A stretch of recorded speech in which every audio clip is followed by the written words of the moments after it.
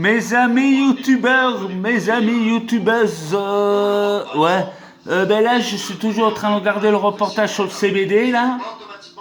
Voilà, et puis voilà quoi. Bon, je vais vous faire un petit coucou, et puis là, je vais ranger un peu parce que faut que je fasse un peu le ménage, là. Mais bon, je vais laisser mon téléphone par là pour faire le ménage. Moi, je vais faire le ménage. On le remercie énormément. Franchement, je lui tire mon chapeau. Directeur Voilà, je mets commercial comme pour ça, France c'est Grossiste nickel, ça CBD. bouge pas. On était sur le salon avec Marc, c'était génial. Et d'ailleurs, on revient au mois d'octobre. Très très bonne expérience. On a adoré rencontrer toute notre clientèle et tous les autres professionnels. Merci à Marc Cassous pour cette belle organisation et on espère bien l'année prochaine. Ça a l'air bien là, non? C'est nickel là.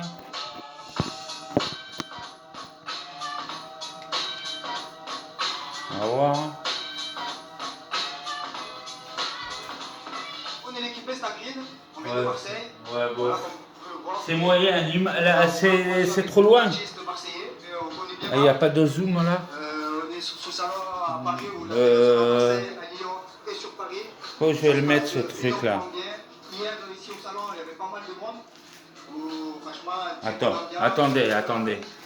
Et là. Nous, avec l'équipe Estagrid, on fait beaucoup de choses. Voilà, en cours de Champéret. On se remarque de partout. Très content d'être. Non, il aurait fallu qu'il soit là. La présence de Soso Manès qui passera juste après. Là, ça aurait été nickel. Et aussi pour le salon de la CBD. Je vais pas rester comme ça. Hein.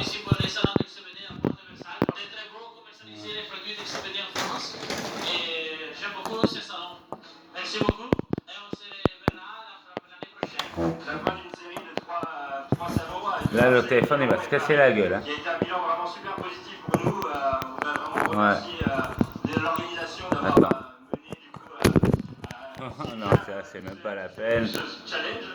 Bilan vraiment génial. Un remerciement énorme pour toutes les personnes qui sont venues nous. Ouais, mais ça va pas tenir. Hein. Et on a hâte de vous retrouver sur un prochain stand pour découvrir. Non, ça va tomber ça. Une gamme de produits en plus de tout. Bon, on verra. Hein.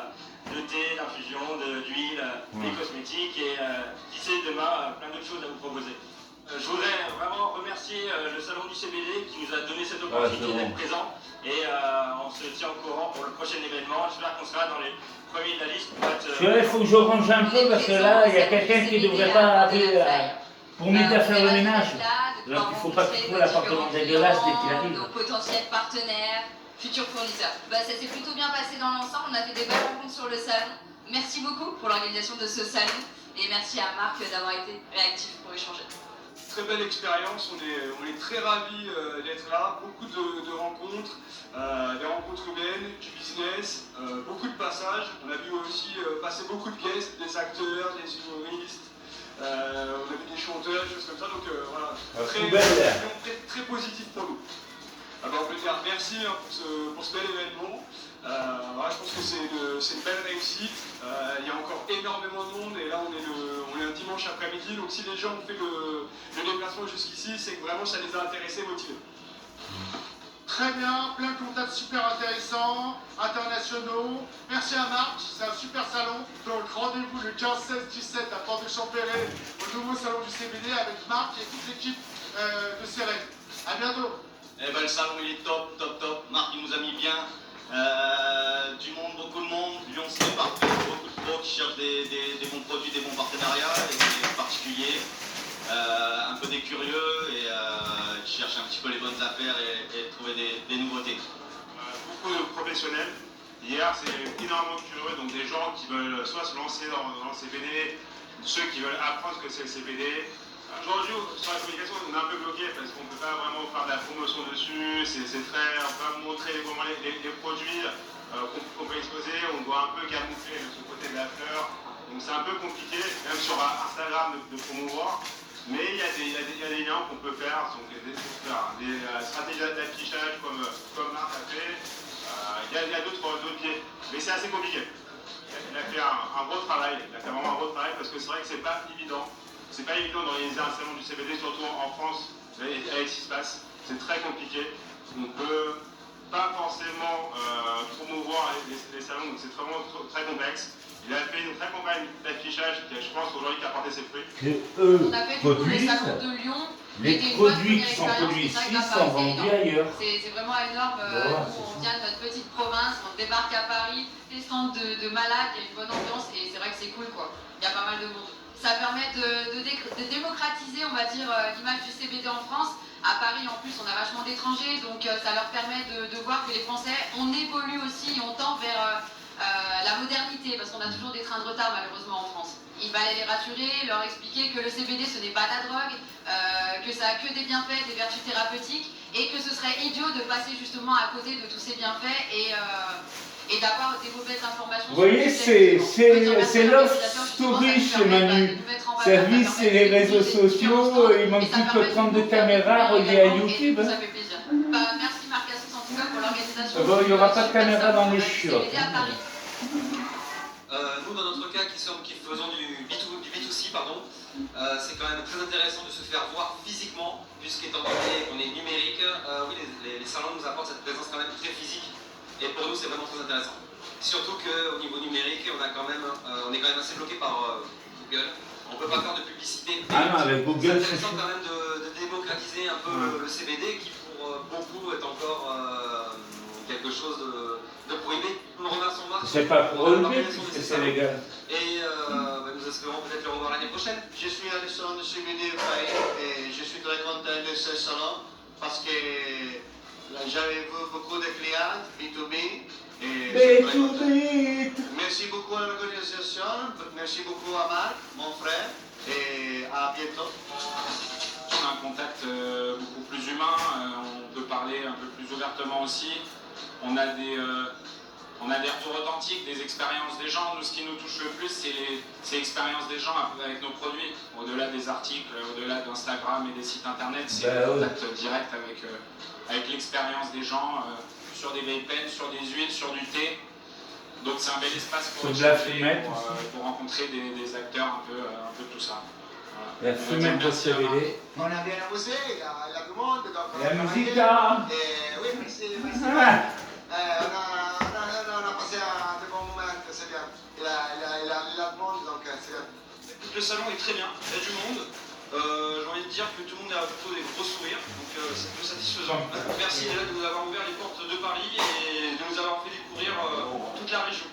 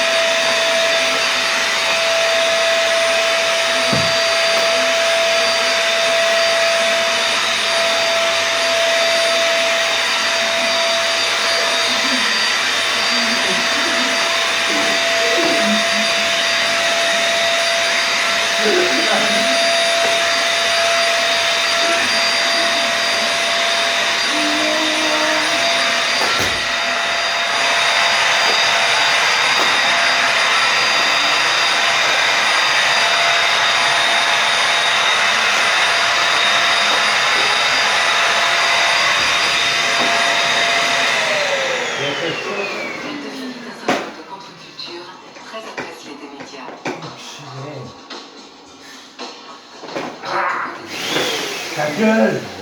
Il y a un truc qui va pas avec cet aspirateur là. Des produits stupéfiants aux côtés de l'héroïne, de la cocaïne et du LSD. 20 ans plus tard, Ah, c'est normal. on découvre que la Il est situation a évolué. Le cannabis s'est banalisé. Ah, c'est pour ça qu'il n'aspire plus. Au sein des pays européens, le regard porté sur le phénomène Ouais, c'est normal, hein. Chacun lui applique des degrés de tolérance divers. Et au cours des années 80 et 90, c'est le statut légal Et il était plein, le qui truc. suscite de nouveaux débats. Mais les objectifs manquent encore pour évaluer l'impact de sa consommation sur la santé publique. Les études se sont multipliées sur le phénomène et son évolution, sur les effets du cannabis sur l'organisme en général et le cerveau en particulier. Mais comment ça se met cette merde là? Mais la médiatisation de certains résultats semble avoir surtout ravivé les polémiques, inquiété l'opinion et suscité des décisions politiques contradictoires. D'accord. Pourtant, chercheurs et intervenants de santé s'accordent sur un grand nombre de points et Ah, ça s'emboîte plus, ça? Le cannabis est de loin la drogue illégale la plus consommée dans le monde. Il semble bien Voilà. que Non, parce qu'il y a un truc qui sa est situation est encore évoluée. Oui, c'est plein, ça. M'étonne, ça se perd plus.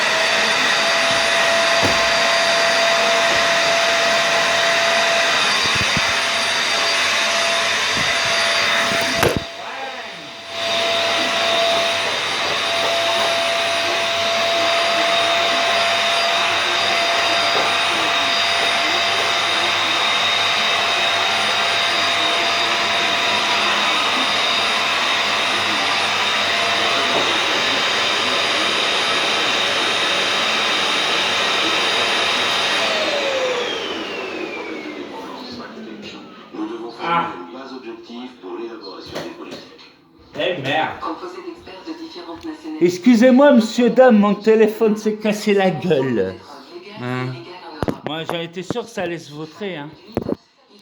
Comme je vous ai dit tout à l'heure, hein. C'est Love Story, mais version amateur, quoi. En réunissant ces Ouais. informations, notre intention n'était pas d'ouvrir. Parce que, en fait, j'ai trouvé ce qu'à l'époque, il est bouché, l'aspirateur. Aujourd'hui, en Europe, Oui, il est entièrement bouché. au cours de ces dernières années, M'étonne qu'il aspire pas. en 2003, on constate que dans de nombreux pays, la consommation de cannabis semble se stabiliser. Elle a augmenté pendant une dizaine d'années, mais elle a atteint un point où cette progression s'est maintenant interrompue. Aujourd'hui, sur environ 300 millions d'Européens de 15 à 64 ans, 71 millions ont goûté au cannabis, au moins une fois dans leur vie. Et Ah ouais. parmi eux, 13 millions déclarent en avoir consommé plusieurs fois au cours du mois écoulé. Nous avons comparé ces niveaux à ceux des États-Unis, du Canada, de l'Australie, et les chiffres européens sont relativement moins élevés que dans ces pays. Il y a une dizaine d'années, les taux de consommation étaient très élevés dans quelques pays. Ouais, je le nettoie à fond, cet aspirateur La aussi. consommation progressait dans ces pays, Mais ils sont je démonte beaucoup plus nombreux à avoir des taux moyens à élever. Premier paradoxe, la répartition des différents niveaux de consommation européens semble sans lien avec le degré de tolérance appliqué par chaque pays. C'est bizarre. Au Canada, par exemple, le niveau de consommation se situe dans le milieu de l'échelle, alors que le cannabis...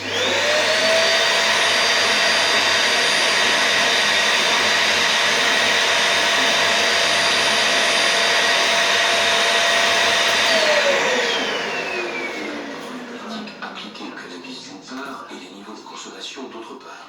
Si ce On peut pas se manquer, ça. très complexe. À Saint-Denis, à l'Observatoire français des drogues et des toxicomanies, on souligne le profond changement que traduisent ces Non, mais il y a un problème. Il faut que je le nettoie à Ce n'est fond. plus une consommation que l'on pas rencontre normal. uniquement, par exemple, C'est en zone que je urbaine. nettoie. On trouve tout à fait des consommations de cannabis à Non, peu mais là, près qu'il au aspire niveau plus, c'est pas zone normal, hein. rurale. Ah, le bouillon, ça Même fera des milieux c'est sociaux, rare.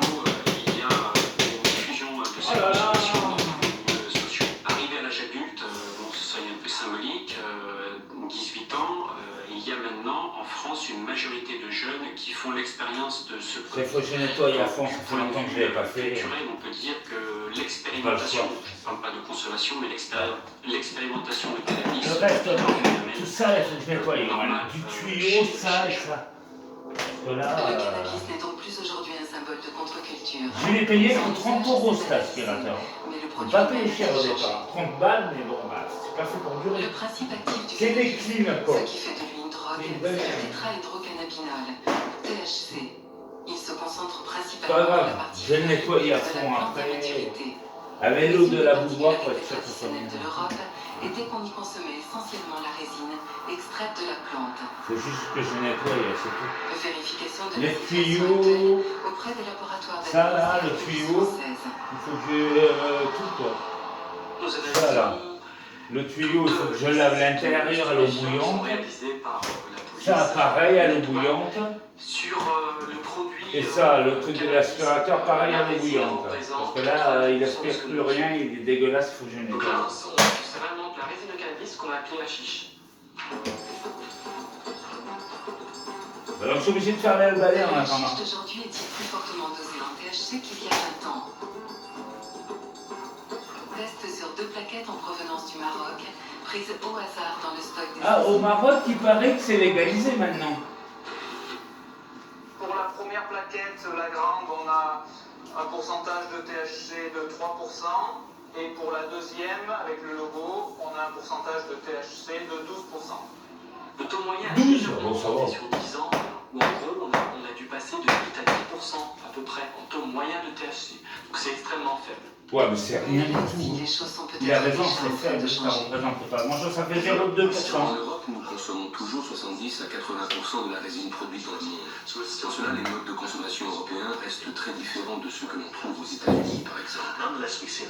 Cependant, dans certains pays, le Royaume-Uni notamment, on constate la disponibilité croissante de cannabis produit localement en culture intensive intérieure. Et ce cannabis semble avoir des taux de THC plus élevés. 30%. Confirmation de cette tendance à Londres auprès du docteur Leslie King, membre du Conseil consultatif britannique sur l'abus de drogue. 80% du cannabis qu'on trouve aujourd'hui dans la rue est de la sinsémia, de la skunk. Ah, la skunk, c'est la meilleure. Intensive. Le développement à grande échelle de la culture d'intérieur a vraiment démarré dans les années 90. La skunk. Elle utilise des graines sélectionnées. Elles ne sont pas génétiquement modifiées. Oh, ça Elles va. ont simplement été sélectionnées pour leur capacité à produire des plantes ayant des taux de THC élevés. Ces plantes sont cultivées sous des éclairages intensifs pour qu'elles poussent plus vite et donnent des récoltes plus abondantes. Le pourcentage moyen de THC d'un cannabis de qualité cultivé de cette manière est de l'ordre de 15%. On rencontre parfois des taux supérieurs, mais le plus souvent, ils sont clairement inférieurs et ne se distinguent en rien des produits traditionnellement importés. En fait, au cours des 10 dernières années, la proportion de produits présentant des taux de THC supérieurs à 15% est restée stable. Elle ne représente actuellement que 2 à 3% de l'ensemble du cannabis consommé en Europe. En matière de cannabis, on constate de grands écarts de taux de THC d'un produit à l'autre. Mais est-ce vraiment important en termes de santé publique? Si l'on se réfère au modèle de l'alcool, un verre de vin n'est pas nécessairement plus nocif qu'un verre de bière. Tout dépend de la quantité consommée, de la capacité à adapter sa consommation au produit. On peut même considérer qu'un cannabis fortement dosé en THC a plus de chances de provoquer des effets désagréables chez les consommateurs débutants et pourrait donc les dissuader de consommer. Ce n'est donc pas dans un changement de nature du cannabis que se situent pour le moment les vrais motifs d'inquiétude pour la santé publique. La situation a connu une évolution importante au cours de ces dernières années. Ce n'est pas que la consommation est encore augmentée. Elle est en fait assez stable et nous avons même une bonne nouvelle, elle a commencé à diminuer chez les jeunes. Mais ce qui a changé, ce sont les modes d'utilisation. Sur les 13 millions d'Européens qui ont consommé du cannabis au cours du mois écoulé, 10 millions l'ont fait ponctuellement, souvent dans un environnement festif. Mais environ 3 millions de personnes en Europe consommeraient de manière quotidienne. On a de plus en plus d'usagers qui viennent demander de l'aide dans les centres de traitement, qui se présentent en disant qu'ils ont un problème avec le cannabis. Il ne s'agit plus pour eux de joints entre amis le week-end, mais d'un certain nombre de joints chaque jour. Traditionnellement, le cannabis était une drogue que les gens gens expérimentés, consommaient pendant quelque temps, puis abandonnaient naturellement. Il semble que nous ayons aujourd'hui une population qui commence plus tôt, l'utilise pendant plus longtemps et sur un mode qui ressemble plus à celui de la consommation d'alcool.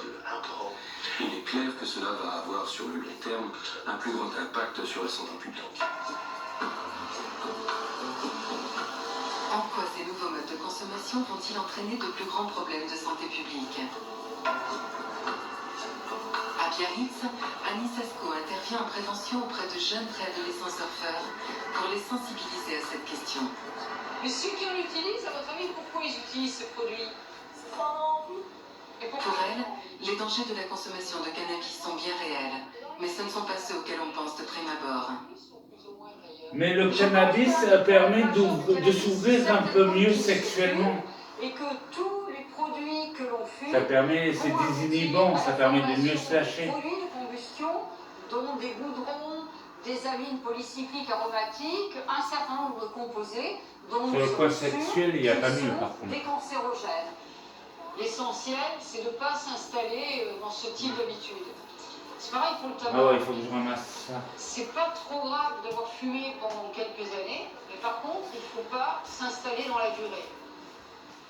Aujourd'hui, dans nos pays, l'importance du tabac est évidemment beaucoup plus grande que celle du cannabis, mais c'est quand même préoccupant. On a des jeunes qui vont fumer tous les jours, plusieurs joints par jour.